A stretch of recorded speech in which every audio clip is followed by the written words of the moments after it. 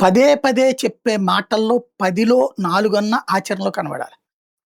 10 మాటలు చెప్పి ఒక్కటే ఆచరణలోకొచ్చిందంటే 9 మైనస్ అన్నది వెంటాడతది. ఇప్పుడు వైద్యం అనేటటువంటిది మొన్నటిదాకా ఉన్న భరోసా అయితే పేదల్లో కోల్పోయారు. ఆరోగ్యశ్రీ అన్నటువంటిది గావచ్చు, అట్లాగే విద్య. ప్రభుత్వ విద్య, ప్రభుత్వ వైద్యం మీద ఆధారపడేటటువంటి పరిస్థితి దూరమవుతోంది. అదే సందర్భంలో ప్రైవేట్ విద్య, ప్రైవేట్ వైద్యంలో డబ్బులుంటే మాత్రమే బ్రతకాలన్నటువంటి పరిస్థితొచ్చేసింది.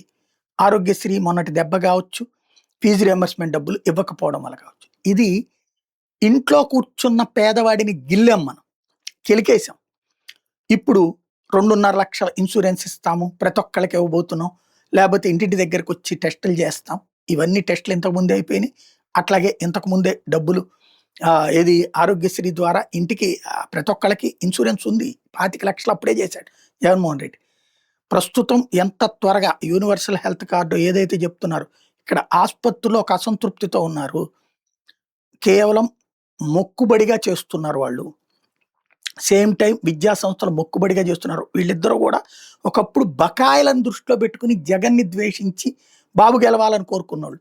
తమ దగ్గరకొచ్చిన పేషెంట్‌లని, తమ దగ్గరకొచ్చిన స్టూడెంట్స్ తల్లిదండ్రులని మోటివేట్ చేసి జగన్‌కి వ్యతిరేకంగా తీర్చిదిద్ది ఓట్లని ఒక రకంగా తెప్పించిన వాళ్ళు.